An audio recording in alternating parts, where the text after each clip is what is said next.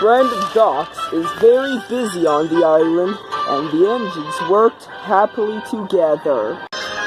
But sometimes they grow tired and unhappy, but they love it there. One day, Thomas arrived at the docks, where Salty was waiting. "I have a train of fish tanks," said Salty. "I would like to deliver some across the island."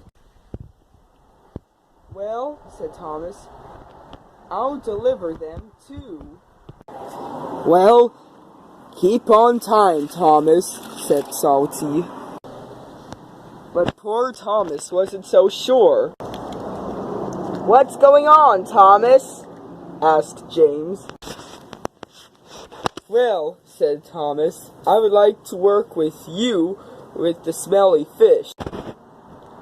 So James laughed. "I don't need to take smelly fish," laughed James. "I'm a real useful engine. I don't need to deliver fish." And he laughed. Thomas got annoyed by James. "I'll teach him a lesson," he said.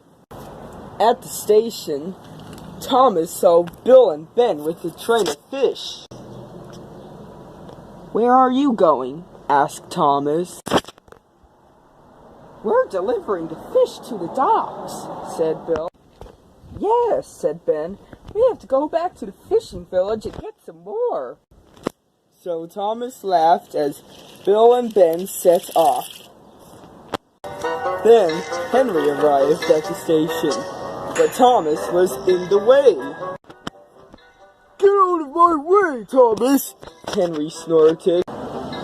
"You're just a bossy boiler, Henry," said Thomas crossly.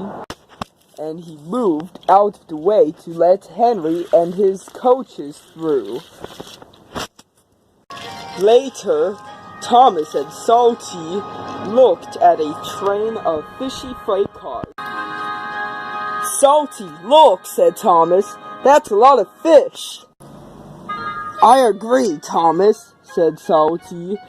"We must haul those fish later and bring them back to the fishing village." But poor Thomas was worried. He didn't want to take the fish cars at all. Later, Henry was speeding to the docks. He was out of control, and he couldn't stop. "Whoo!" cried Henry. His driver applied the brakes, but it was too late. He biffed into the freight cars very hard. Dust and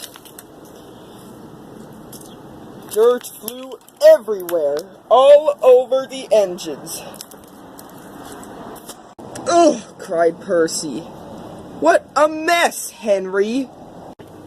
My shiny red coat is ruined," complained James. Poor Henry felt very upset. Brandon Docks was a complete mess. "Oh dear," Henry said sadly. "I caused a serious accident." Later, Thomas pulled James out of the pile of coal. James was dirty. "Thank you, Thomas," said James. "Please, will you take me to the washdown so I can be shiny once again?" Later at the washdown, Thomas apologized to James. "I'm sorry that I was silly," laughed James. "Oh, that's all right," said Salty. "We're still useful engines, so we can work together all day long."